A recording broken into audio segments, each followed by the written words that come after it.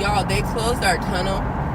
So right now, I'm recording what it looks like down here for the first time. I'm sorry if you guys hear all that airy noise. My window was open. But look, they really closed our tunnel. This is so weird.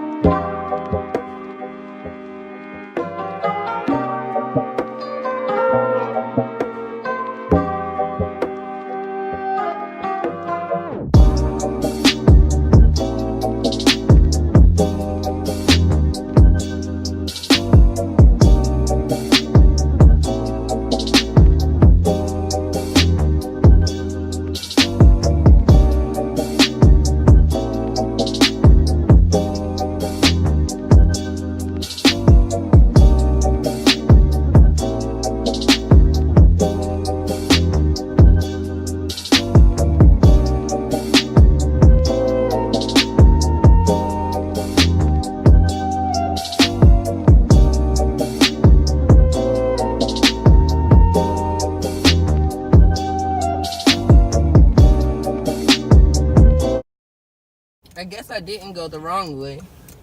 I'm actually going the right way. But here's a view, if you guys can see, of downtown.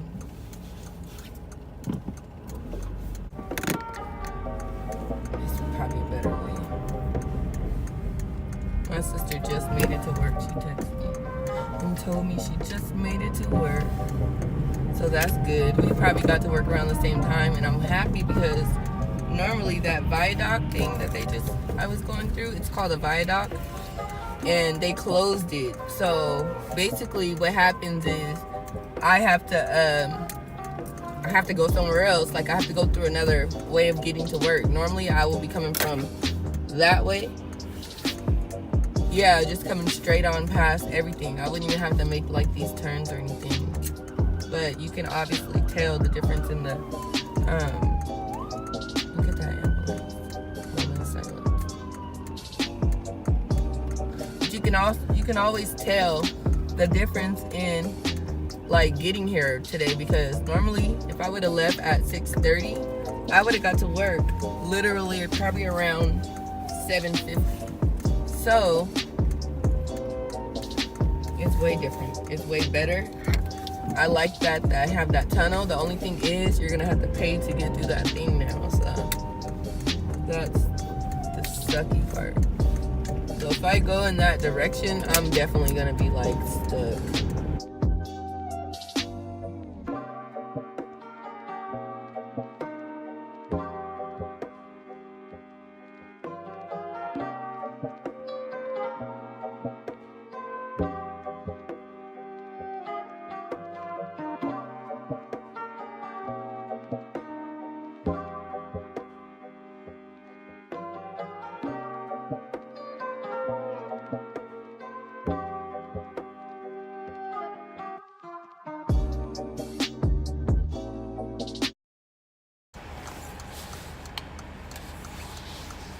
I gotta hit that button.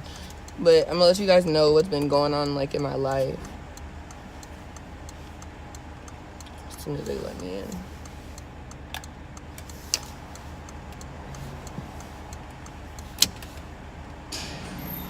Oh my God, it took forever.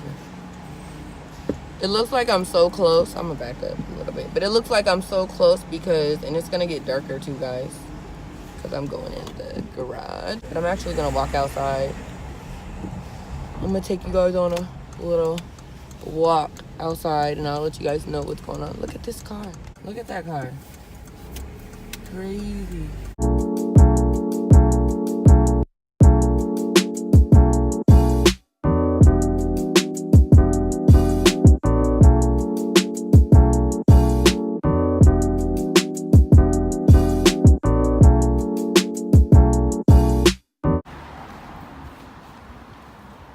It's so cold out here right now.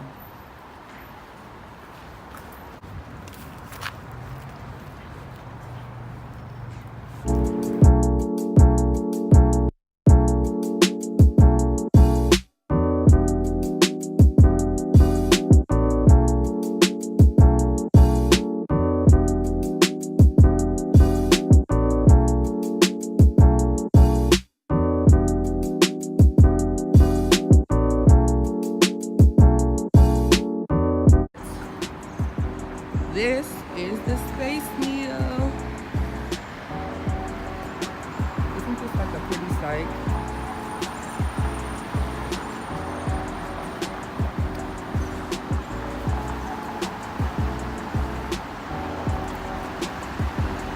This little thing here,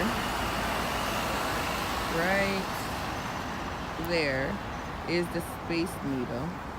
This building is definitely in front of it, so you can't really see too much. But, yep, this is the area, I guess. But, yep, this is the Space Needle. It's kind of dope. I love it. They're redoing the building here, I guess.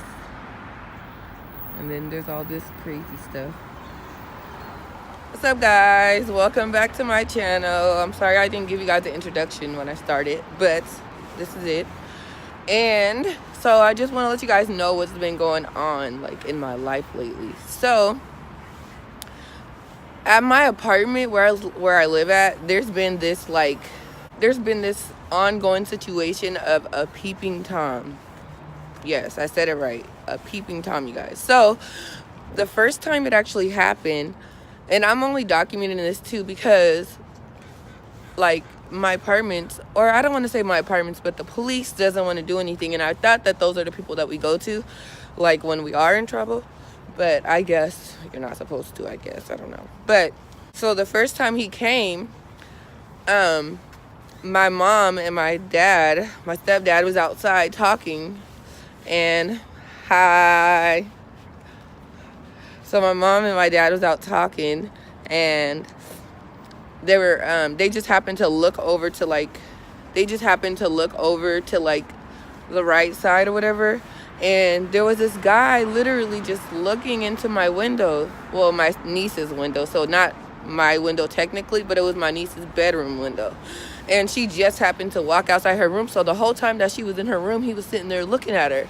And I don't know if she had, like, clothes on or anything. I'm pretty sure she did. But, by the way, that's a nose ring, guys, just so you guys know. Don't think it's a booger. But, so, the whole time, like, my niece was in the room, he was just looking at her. So, my niece comes out the room, and I'm still sitting in the living room, like, just on my phone. And I believe I was editing a video at that time. But so the guy takes off running because my dad was like, "Who is that?" And he just takes off running. Okay, so the next day, I guess the security at my apartment had a run-in with him too. So he comes up to the guy and he's like asking him, does he live there and whatnot. And come to find out, he don't live there. So he's like asking the guy like for his ID, and the guy takes off running.